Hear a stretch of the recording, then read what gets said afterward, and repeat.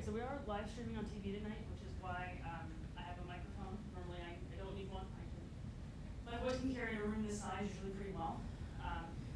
So my name is Lauren Barchi. I'm the Maryland Program Director for Solar United Neighbors.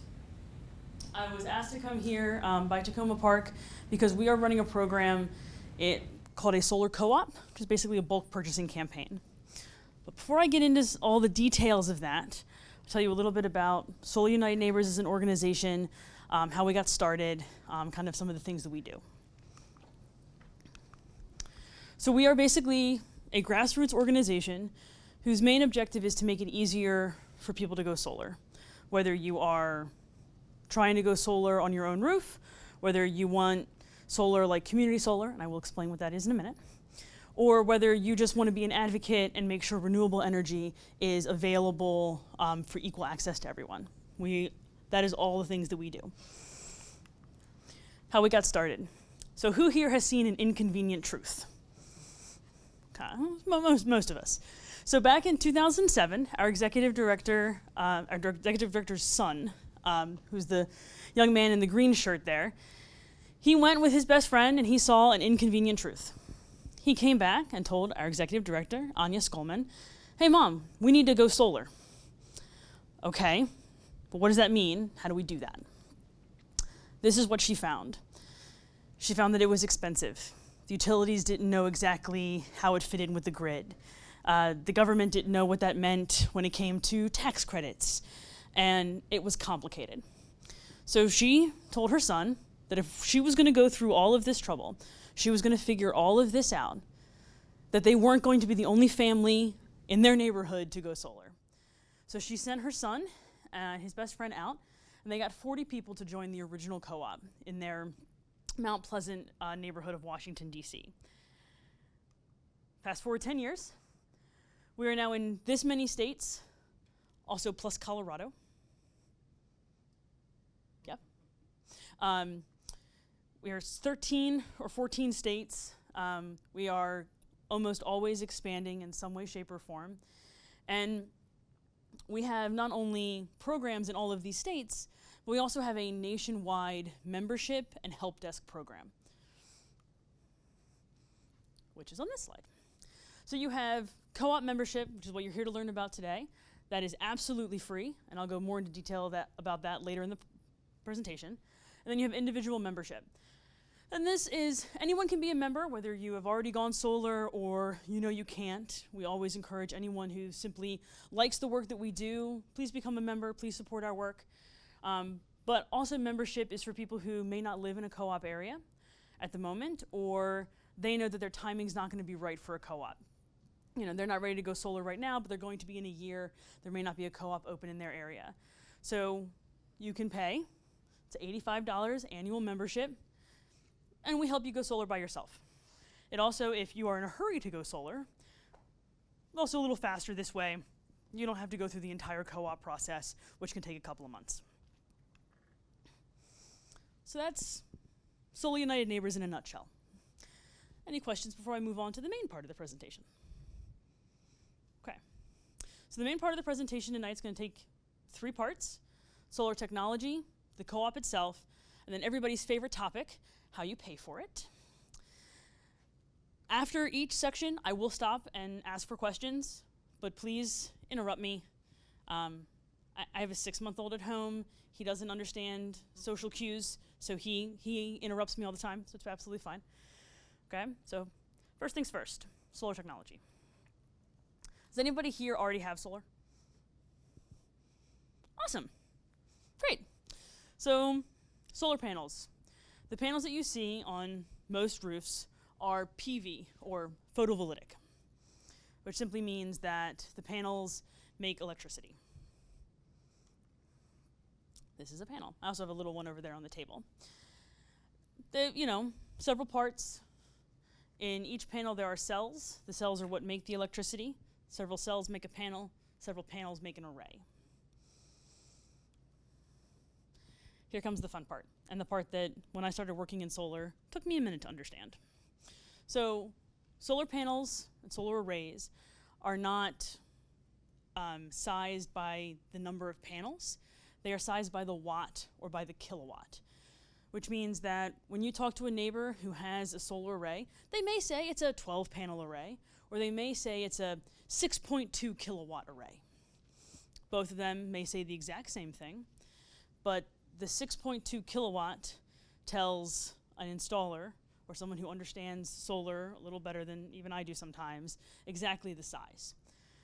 So what that means doesn't necessarily mean that's how much electricity is being generated. That is simply the size of the system. So solar arrays are sized by watts, 280, 300 watt panels. What that means is that that is the potential energy that that panel can produce in ideal circumstances, which is basically directly south facing in the middle of Arizona in the middle of summertime. This is not Arizona, so the panels on your roof are not going to generate that amount of electricity. But installers know that and size your system accordingly. Anybody here have a flat roof? Oh, I usually always have one. So kind of? Part of your roof is flat? Okay. So there are only a few parts to the solar system. You have your panels, you have your racking system, which is what attaches it to the roof. That's especially for slanted roofs. And then you have your inverter. Because solar panels create DC, or direct current electricity, and most of the products in our homes use AC, or alternating current electricity. Inverter helps it go from one to the other. So if you have a slanted roof, like it seems most people have, you have a racking system, which means there will be penetrations into your roof. Those little metal squares up there, those are called flashings. Those are what seal around those penetrations to make sure you don't get any water in your roof. And those are warrantied. This is a flat roof installation. This is actually our vice president of solar programs. That's actually his roof. He used to be the Maryland program director. We use his house. Whoa. Hey, Laura. Yeah. One quick question about racking. If you have a roof that is, for the sake of argument, 15 degrees, would you generally install racking to pop it up to 38 degrees or something similar? No. So his question is, if your roof is angled differently than what is considered ideal, would you change the racking? And usually not. So if huge solar fields that are generating megawatts of electricity, yeah, they're going to care a little bit about the angle. In your own roof, the amount of electricity you would create is so marginal, it doesn't matter. Yep. From your inverter, it goes right into the electrical panel. You have a question, sir? I was just going to say, I expect that it also has something to do with keeping it out of the wind and so forth. So that is part of it. So he asked if that slanting keeps it out of the wind. So yes, you definitely don't want wind and things getting underneath there. But most because it's marginal electricity saving, and it's kind of less math and hassle that you need to deal with. Yes, sir. Is there any complication if you have a whole house generator and you've got the electrical panel going through a separate box for the generator? So his question was, and I am repeating it because we are on television and I'm the one with the microphone, though the gentleman does have a microphone if you guys wanted to use it. So his question was, is it complicated when you have a whole house generator? Absolutely not, no. So the only thing that I will say is if you have something like that, a whole house generator, or your panel is completely full, they may have to add another little panel to make sure you have the capacity for your solar, but that should be it. We actually did a co-op that was based on storage, like battery systems, for people who already had solar, and it works the same way as a generator. It's absolutely no complication at all. All solar installers are certified electricians, so they deal with that all the time. Anybody here live in a historic home? Okay. Has the electric been updated? Fantastic, you're fine. I mean, as long as it's just my house that still has knob and tube electric, then we're all okay. So what makes a roof good for solar? So we talked a little bit about, like, electric. You gotta have a little bit of room on your panel, but they just add a panel. South-facing roofs, but anything from east, south to west works just great. North-facing roofs are not always the best, but if you have a north-facing roof, you usually have a south-facing roof, so it's usually fine. You don't want it to be too shaded. You have a gorgeous big oak tree in your front yard that shades your entire roof. Solar on your own roof may not be best for you. And you want at least enough room on your roof to make a significant dent in your electrical usage. So size does matter a little bit. And that's actually one of the things that we do. When you sign up for our co-ops, we do a satellite roof review. We take a look at the size of your roof. We take a look at, do you have that big oak tree, things like that. So what happens when your roof is not? Yes, ma'am. Yeah, just a question about shading. Yeah. I do have a big tree, but I wonder if I can get high efficiency panels for the part of the roof that is not shaded. Absolutely. So her question is, she does have a little bit of shading, but if she can get higher efficiency panels in the part of her roof that isn't. And the answer is absolutely yes. Most of the contractors that bid through us do bid with at least one high efficiency panel option for people who have either a small part of their roof that can be used or a small roof in general. Yeah. Yes, sir. Another question about roofing. Yeah. I walk up on my roof periodically to clear gutters and the like. Can the panels be placed so it's possible for me to continue to walk on the roof? Where the panels take up the entire roof and I can't walk on it? So his question is, he goes up on his roof every once in a while to clean the gutters. Can panels be placed so that he can still walk on his roof? The answer is, it's your roof. So if you want to tell the contractor, hey, I need a path from this window to this peak, please don't put panels there, yes. Is it going to potentially allow you to have less panels on your roof, which may not let you get 100% of your usage through solar? That's possible too. But it's your roof. And absolutely tell the installer that, and they'll work with you on that. We do not recommend going up on your roof to clean the panels at all, or walking on the panels in any way, shape, or form. They're glass and slippery. How are they cleaned, or if they need to be? So he asked, how are they cleaned, or if they need to be? It rains. Yeah. And in Maryland recently, we've had some pretty intense storms. They get a good power washing. So that's usually not a problem. We even had do a test. I mean, not officially, this is anecdotal, but somebody that works at Solar United Neighbors who has panels went up and cleaned the pollen off of them one day, and he looked at the difference the month before, the month after he cleaned them. That no statistical difference, noticeable difference. So what does happen when your roof's not good for solar? Yeah, you still want to access solar energy or renewable energy. So in Maryland for the last 4 years, we've had a program called Community Solar. Community Solar allows, it's basically virtual net metering, and I will explain what net metering is in a minute. It allows you to access the kilowatt hours being generated by a solar field that is not on your property, but is somewhere else in your utility area. So if you're Pepco, anybody here not Pepco? Okay, fantastic. So Pepco has to be in the Pepco area. So it could be in Prince George's County, could be in Southern Howard County, doesn't matter. It just has to be in the Pepco utility area. And what it does is you subscribe to a community solar project.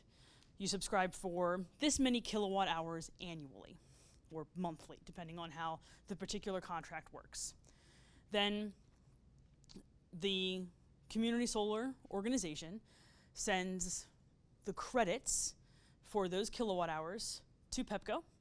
Lets Pepco know that your bill should be offset by this many kilowatt hours every month. So if 1 month you use less electricity than what you have subscribed for, that's okay. It rolls over to the next month, just like it would if you had it on your own roof. Any questions, sir? Okay, all right.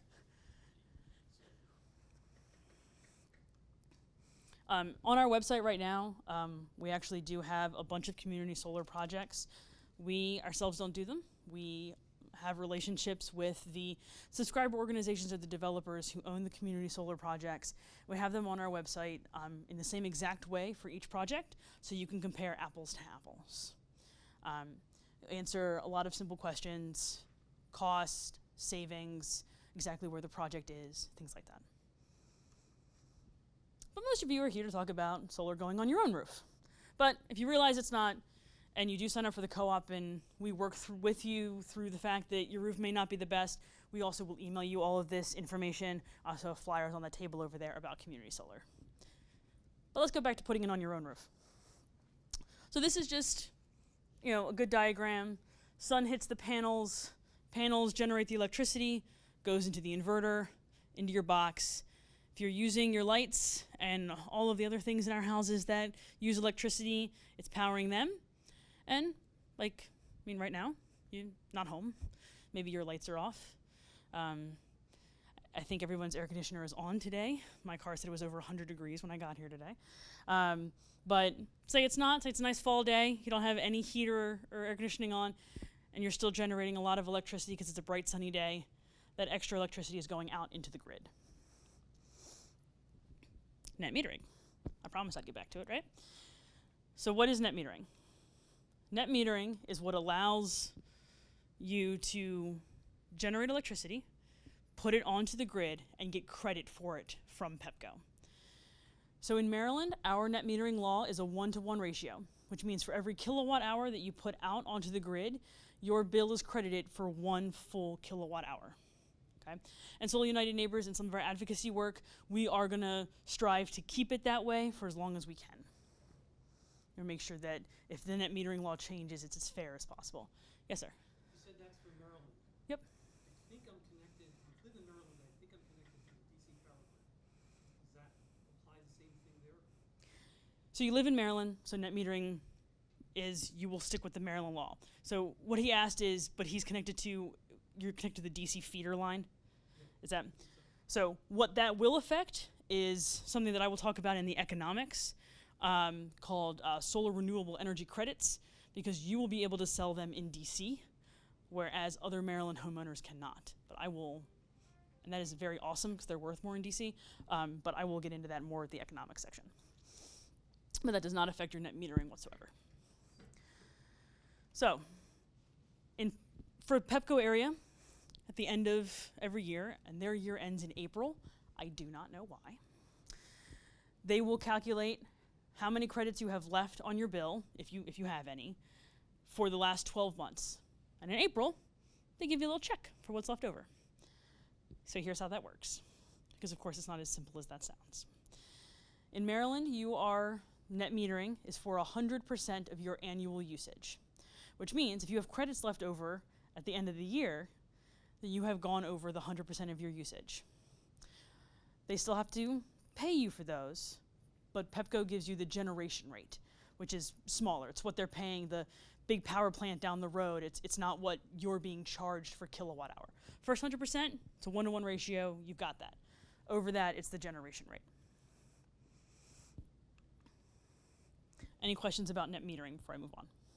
And if you're under, then you just pay more. Correct. So if you're under, you just pay PEPCO your normal rate. Yep. Under PEPCO system, there's none of the complicated deals where if you're, there's different charges at night and during the day, that doesn't apply? So he asked if there are different charges at night or during the day. Under PEPCO in Maryland currently, that does not apply for residential electrical usage.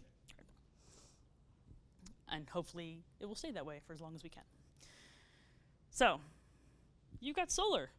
What happens when the power goes out? You still lose power. So because you are grid tied, because you are putting electricity back out onto the grid goes down. You got a lineman out there who's trying to get power back to all of your neighbors. You do not want to electrocute him. So your inverters are designed to do what is called a positive shutoff. It means they will shut down once they are not getting a signal from the grid. The only way to avoid that is to have storage, like an all-house generator or battery storage. So battery storage, so because none of those weird charges that we talked about, the only incentive in Maryland to do battery storage is for power outages, it's for resiliency. And here's the details of them. So an average battery pack, an average storage system is about 6 kilowatt hours, which can fully charge in a day with solar. It'll run, you know, some small appliances, a couple of lights, your cable. It is not going to power anything large. Heat, AC, an oven, anything that's that large. And this is some basic costs. So a 6 kilowatt hour storage system all by itself is going to be $9,000. You add that to the price of an average size solar array, and it gets pretty up there. But some people absolutely do choose to do that. It is the green or clean way to do backup power, but it is definitely more expensive than home generators. So some just added things that we always get questions about when it comes to solar technology. Are there warranties? Yes, there are lots of them. There are warranties on almost every pieces and part of a solar system. Inverters are warranted, usually they're at least 10 up to 20 years. The workmanship itself, so those flashings that we talked about, the workmanship is warranted, usually for at least 10 to 20 years, depending on the contractor. Sometimes there's an extra cost for extending the warranty. And there are 2 different kinds of warranties on the panels themselves, usually. There's a product warranty, like anything else appliance you buy. It manufactures defects, things like that. And then there's something called a production warranty, which usually states something similar to this. This panel will produce at least 80% of the electricity at year 25 that it produced on day 1. And there are monitoring systems for solar panels that allow you to make sure that that's accurate. Most people get a little app on their phone or it's on the computer. I love it. We, at the end of co-ops or sometimes in the middle of co-ops, we have a happy hour, some kind of celebration. Usually everybody's getting out their phone and showing the usage for that day, and it breaks it down to the panel. They're kind of fun to play with. Homeowners insurance. I'm not an insurance broker, so please contact your insurance company just to make sure that you know what's going on before you put solar on your roof. Usually it doesn't change insurance whatsoever. Sometimes panels are even covered as part of your home. There are rare occasions where insurance companies will have a sustainability or a green initiative where you'll save a little bit, but they usually don't change much at all. We talked about maintenance a little bit in some questions. There's very little maintenance on solar panels. They usually don't need to be washed because it rains. Most maintenance we see is once every couple of years. Inverters software needs to be upgraded a little bit, or someone just needs to go up on the roof and check all the connections to make sure all the connections are still tight, things like that. And some installers now are even doing maintenance programs and things like that, but like I said, it's usually once every couple of years someone just needs to go through and check it out. And the reason for that is there's absolutely no moving parts on a system. Systems are warranted for that 20 or 25 years, so they last at least that long. They probably will last a bit longer.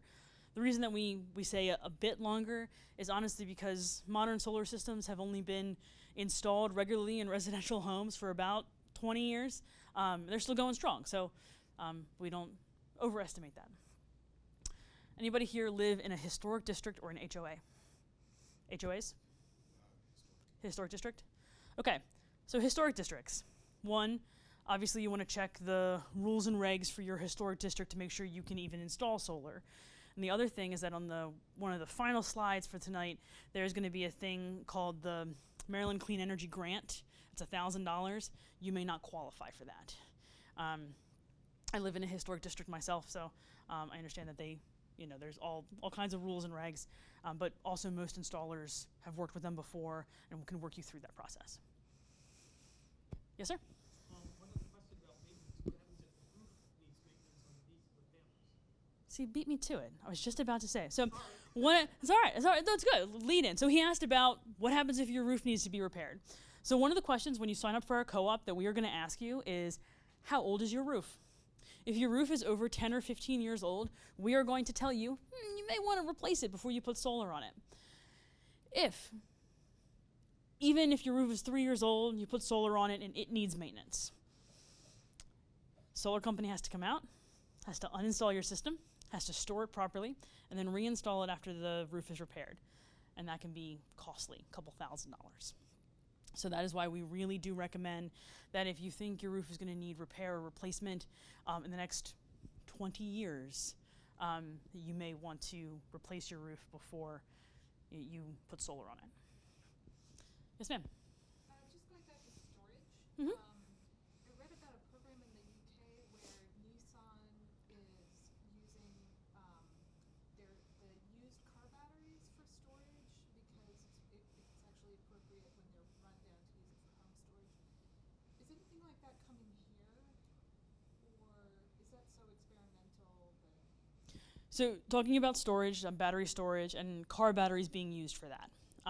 So I have not seen or heard about used car batteries being used for that, but there are kits that you can buy for electric cars that allow you to plug your car into your house and use it as an emergency generator. So if you own an electric car and it's fully charged and the power goes out, you can plug it into your house. There's kits, usually an electrician has to come out and program it and all that good stuff, but it can run a couple of things. So yes, that is here. I have seen that, but not with the used car batteries. Yes, sir. Do solar panels usually produce more electricity than is needed? I know it depends on the size of the house and how much it needs, but like typically like a house around here, for example, 3-4 bedrooms, like how much space is needed generally to produce enough to meet all your needs? Right. So he's talking about how much space is really needed to get all of your needs met by solar. That is an extremely hard question to answer because roofs are pointed in different directions and they're shaded differently and everybody has different usage. So that's extremely difficult to answer. Most houses that I have seen, installer aims for 100% of annual usage. Most fall a little short, but not necessarily. So the aim is always 100%. It really depends on your roof and your situation and your usage. I wish I could give you a better answer. An installer who comes out and looks at the angle of your roof and how much shading you have and what's called the azimuth, which is where you are and your tilt to the sun and all that good engineering science stuff. They will be able to tell you, but an average doesn't really exist. Yes, sir. Hi, about your question about the batteries. It's sort of like what you were talking about. The solar panels are new enough, you really don't know how long they're going to run. Electric cars are new enough that there aren't that many used batteries available yet, because those are supposed to last about 10 years. But I know there has been some discussion about doing precisely that same thing, recycling a car battery. Yeah, I mean, talking about recycling car batteries to use for home storage, I'd love to see it. I haven't seen it yet, but I'd love to see it. Like I said, there's actually a member of a previous Montgomery County co-op owns several electric cars, but one of them they do plug into their house for an emergency generator when the power goes out. So I have seen that. Any other questions about the technology itself before I move on to how the co-op works? Yes, sir. I was wondering how much the shade turns off the roof, or how much that can be adjusted by different panels. Like if I get a piece, if I have a little bit of shade in my roof, will that cut off the entire panel? Right. So talking about will shading cut off an entire system? So if your system only has one inverter, and you have panels and one panel is shaded, then yes, it can. But what installers do now is they install either microinverters or optimizers on the back of each panel, which basically isolates the panels from each other so that doesn't happen. So you can have shading on 3 panels because it's 2 o'clock in the afternoon and you have a tree over there, but it's sunny the rest of the time. The rest of the panels are still working great. So that's optimizers or microinverters are the way to avoid that. Okay, so the co-op. Why do we do co-ops? One, we do co-ops because we find that people getting information from a neutral source and a little bit of education before they go and talk to somebody who's trying to sell them things usually helps them actually go solar. The other reason is because it saves you some money, usually is the best bang for your buck, and it's fun. We all get to hang out, and we have happy hours at the end of it. And you also become part of the movement. You become advocates, or for the next co-op, you show up to an info session and go, hey, I did this last year, it was great. We actually have one member from 2 years ago who's actually having a solar open house this coming Saturday. He's opening his home and showing everyone his solar system and telling his story about how he went solar and things like that. And his story is fantastic. He does produce over 100% of his annual usage, and the story of how he paid for it is my favorite. I always love telling, and I have told him that I tell it. He actually was of retirement age when he went solar. He took one of his IRAs and he cashed it out, and he bought his solar panels with it. He gets a better return on investment monthly than he was with the IRA. So I love telling that story. Obviously, that's not going to be true for everybody. Everyone doesn't always have a IRA worth thousands of dollars just sitting over there, but I do love telling his story. So hopefully most of you have the flyer that has this image on it. This is just the steps of the co-op. You are doing number one right now. You're here, we're talking, you're learning about how it's going. Number two is sign up. Anybody here already signed up for the co-op? Okay, well, tonight when you get home, or tomorrow, go on our website and sign up for the co-op. It's pretty easy to do. We ask a couple of simple questions: name, email address, address. When you plug in your address, a little window is gonna pop up. That's Google satellite image with the little arrow. If your address is anything like mine, that little arrow is actually nowhere near your house. Please move it to your actual house, because we do those satellite roof reviews. I want to make sure that I'm doing the roof review on the correct house. And if you see on the satellite roof review that there's a huge tree shading your house, but that tree fell down 3 years ago, please write in the comments section that tree fell down and now your house isn't shaded as much. Question about this. Yeah.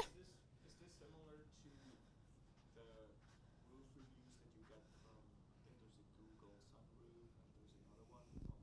Is that essentially the same? So it's talking about other roof reviews that you can do online and things like that.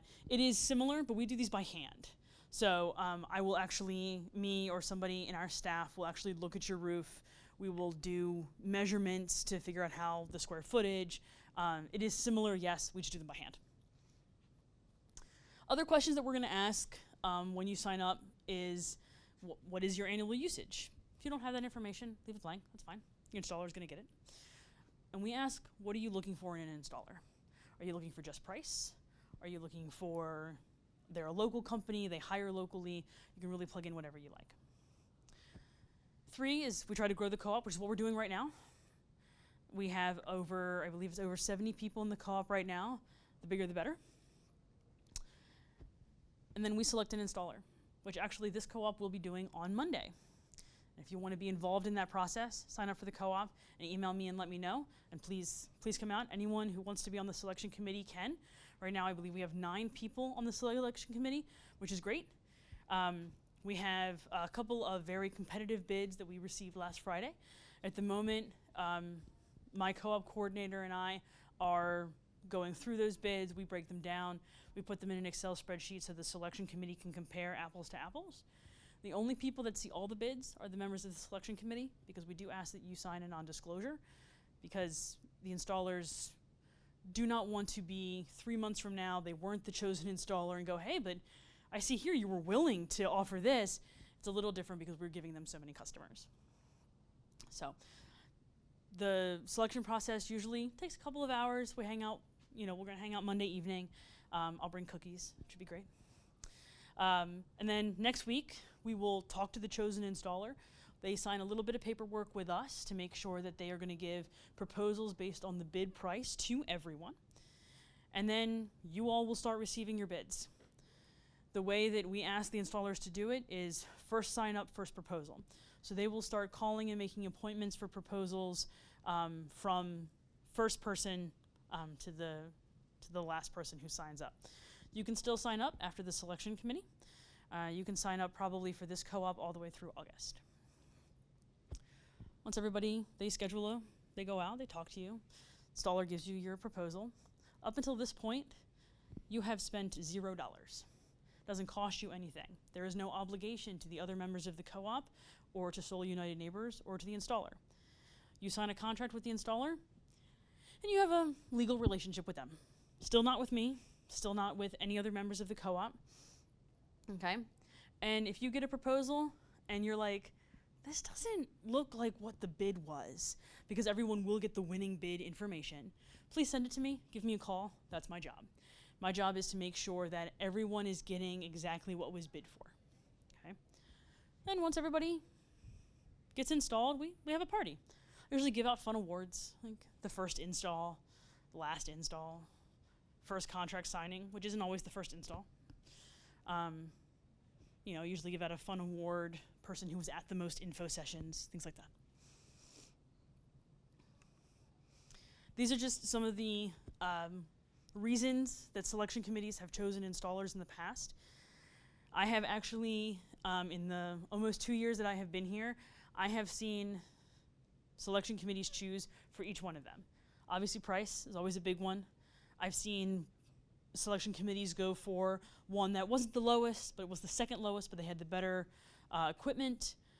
I've seen ones that go that kind of way because of warranties or because they're a local company. But like I said, when you sign up for the co-op, you can write in anything you want. I always joke is you can write in, I want a company whose logo is purple. I'm not going to say the selection committee is going to weight that very highly, but you can absolutely say that. Any more questions about the co-op? Yes, sir. How do you get on the selection committee? How do you get on the selection committee? You let me know you want to be on the selection committee. I put your name down. Okay. How big is it? So right now it's 9 people. It can be as big as it wants. I don't tell anybody they can't. It is Monday evening. So if you're free Monday evening and you have signed up for the co-op, that is a prerequisite. You do have to at least sign up for the co-op. Then I'll put your name on a list, and probably tomorrow evening you will get an email that says, will you please electronically sign this non-disclosure agreement, and they will send you the bids probably on Saturday. So you can review them before the selection committee. Yes, sir? What might be the time frame for the next co-op after this Monday one? Right, so after this co-op process, which, like I said, we'll do sign-ups until August, the probably installs will go through fall. We're probably looking at the next Montgomery County co-op if there is interest in it. Probably not for maybe a year after that. Maybe a little sooner if we have a lot of interest, but it's usually about every 18 months in Montgomery County. But in some areas it's every 2 or 3 years. So it depends on the interest and the partners that I have who want to be involved. Okay. So you're probably going to talk about this, but when you choose the installer, that's not tied to any type of financing, I guess, right? That's sort of like separate. So he asked about is the chosen installer tied to any financing? Tied to, no. Do the installers usually offer some kind of financing? Yes. You are not required in any way, shape, or form to use that financing, but you can, they do offer it. So just to reiterate a little bit as we talk about pricing, solar panels are not only sized by the watt, they're also priced by the watt. So bids that we see are usually, $2 something a watt is how they are priced. Like I said, no moving parts. It's a long-term investment.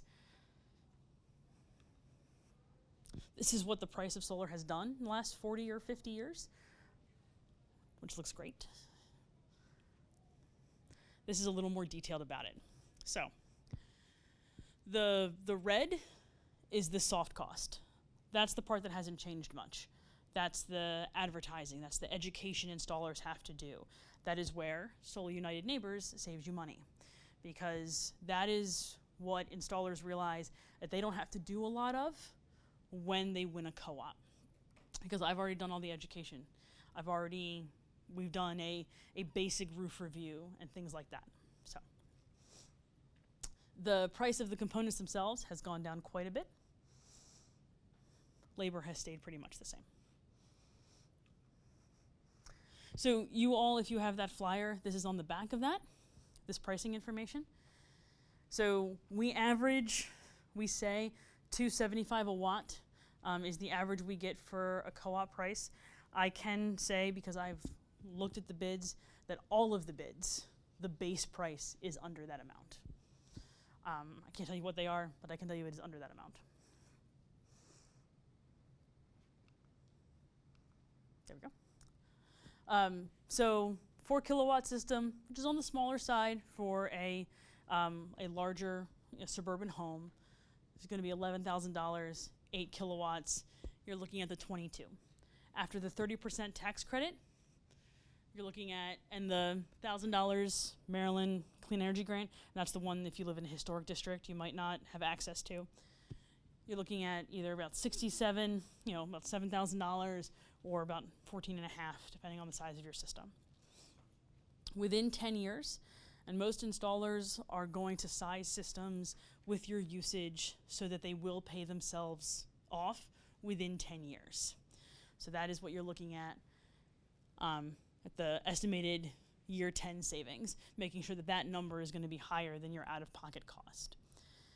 I know I mentioned this to some of you earlier before we really got started, but that 30% tax credit is only good if you have permission to turn on by your utility by midnight on December 31st this year.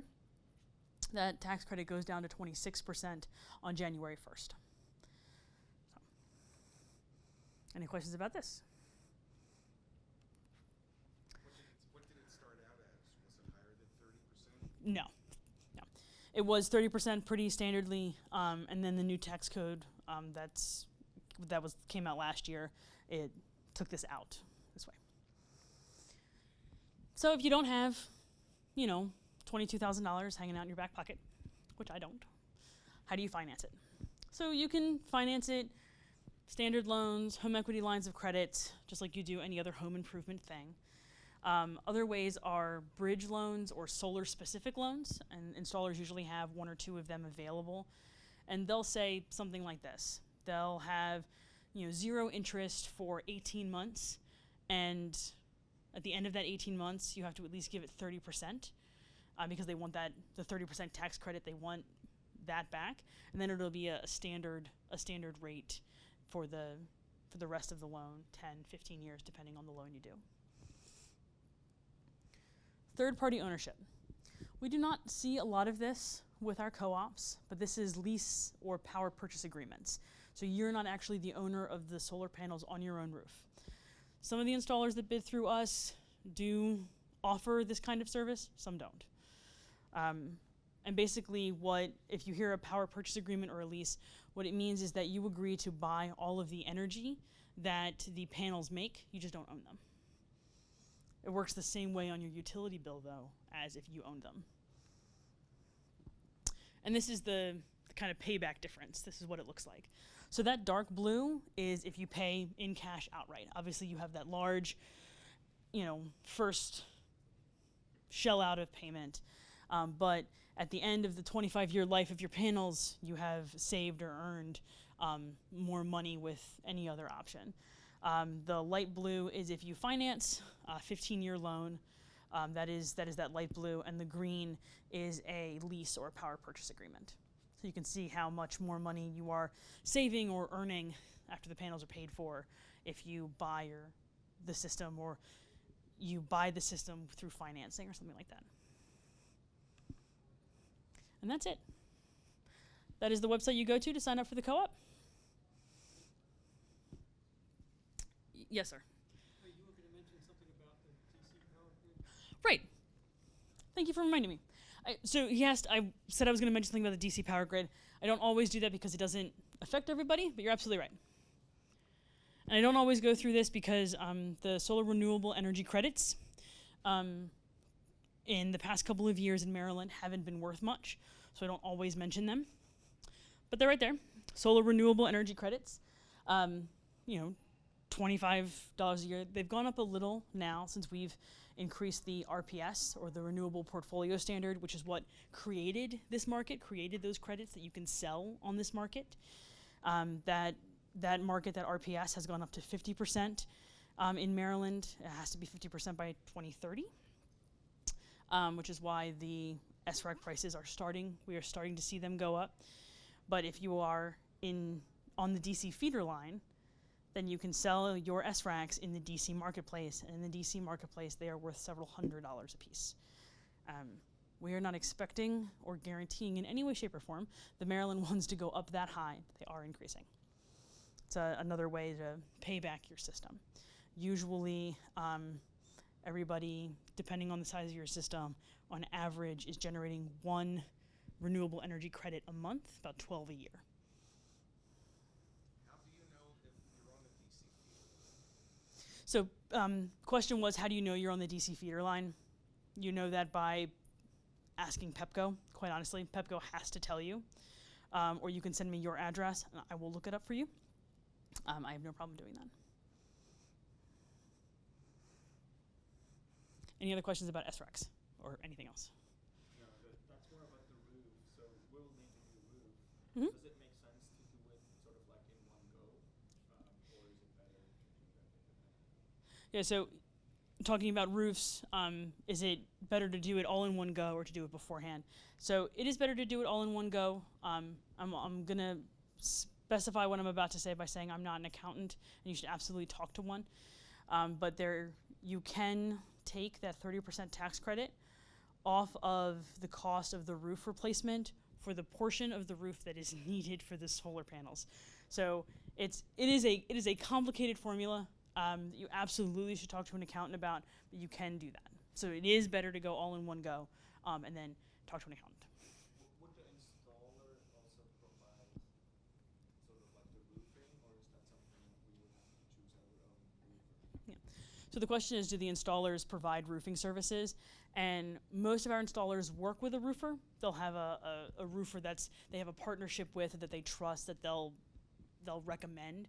And they'll do basic roofing, but no, most don't do full roofing, but they'll have somebody that they work with. Yeah. Yes, sir? I think my roofing was redone maybe 20 years ago. I bought my house with high quality roofing at that time, so I don't know how long it's going to last. Right. So talking about not knowing how long your roof is going to last, installers can do a roof inspection, or you can have a roofing company come out and do a roof inspection to try to estimate how much life your roof has in it. But what our recommendation is that if your roof is over 15 years old, that you replace it before you do solar. That's always our recommendation. Yes, sir? Ours is that rarest beast, an unair-conditioned house, and one of the things we're trying to figure out in this very complicated process is if and when we add air conditioning. So obviously, if we're going to do that, that would massively increase our A little bit. power 3 months of the year. Right. Could you speak to how much of the load on for example, so we're going to use maybe 2 or 3 times as much electricity in the summer, but if we're sized for that, that doesn't make what Right. we're going to do in the fall. So talking about how to size a system when you're using more electricity in one part of the year and not in another, and also you don't have air conditioning right now, but you're hoping to do that in the future. So one, tell your installer all of that. What installers are going to do is they are going to base the size of your system on your annual usage.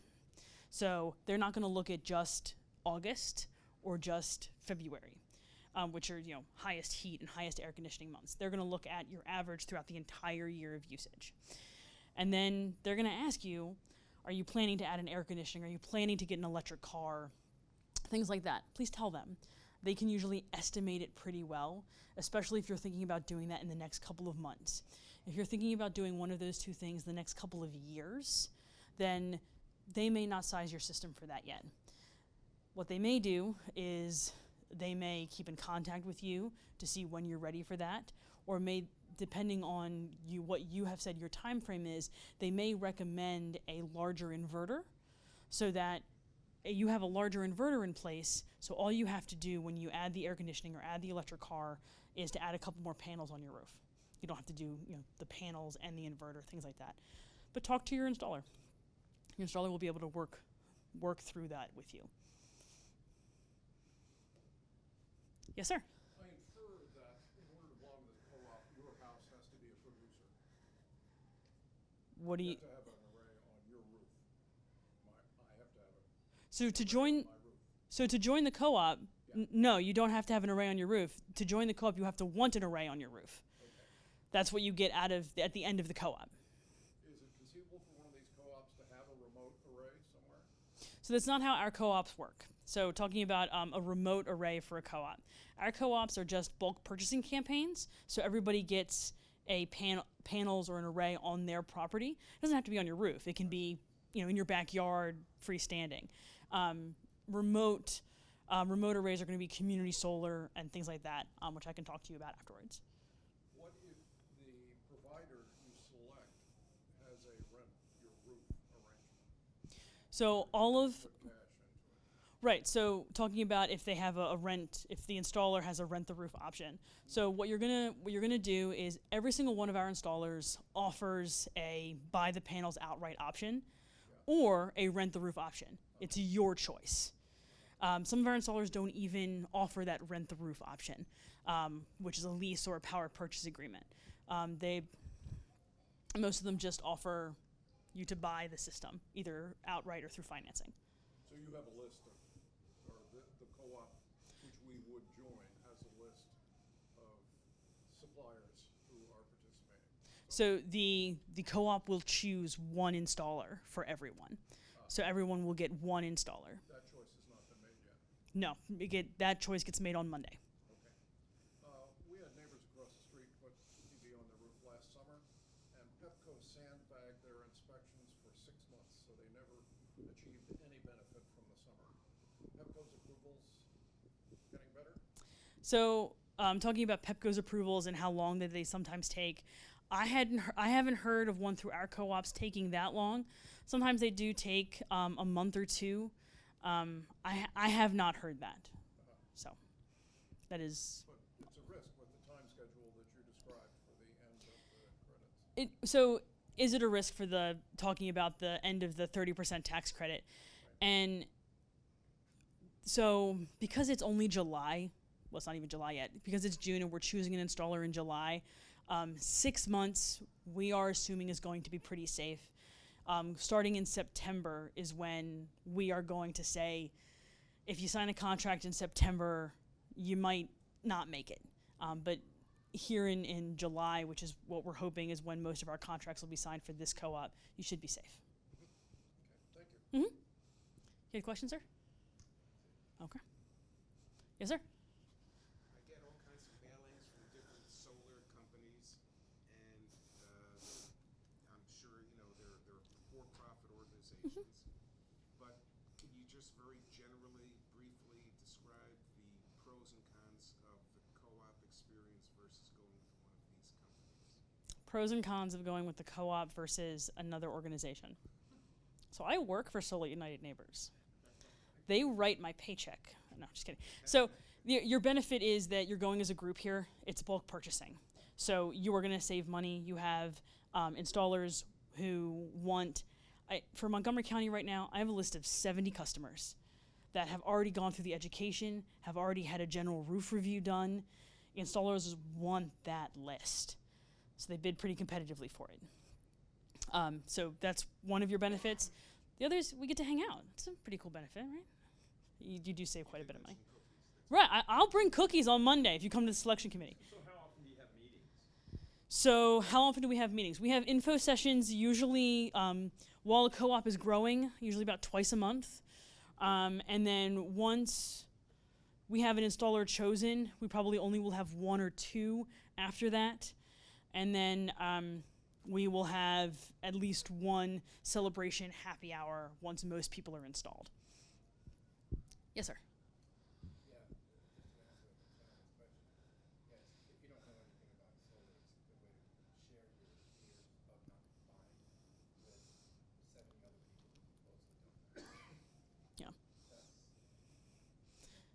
Yeah, we do. This co-op does, and we relay some fears. Because I mean, if before I worked solely United Neighbors, I would have no idea what it meant that an array was $290 a watt. I would have been like, well, is that a good price? What does that even mean? I would have no idea. So you do get that benefit. Any other questions? Maybe one. I have a couple of friends, and I think 2 of the 5 or 6 people that I know who recently went solar, they had problems with leaking Mhm. very essentially soon after the installation. Right. Can you just comment on how common that is, or if that's just a really bad sample size? So talking about leaking roofs, because if you have a slanted roof, there are going to be penetrations into your roof. If flashings do fail, and you do get a leaking roof, they are going to happen right away. Flashings fail. Doesn't happen very often, but sometimes it does. But they're warranted, and the workmanship is warranted for that reason. Usually, if you get past the first, couple of months, you're not going to see that. But sometimes they do. But it is not very common, no. All right. Well, thank you all very, very much for having me. And this is going to be. Thank you. And I think that they're going to save this. So if you missed something or forgot something or didn't take notes, I think you'll be able to go and fast forward through the parts that you don't want to see and listen to me talk again. So thank you all very much. Thank you.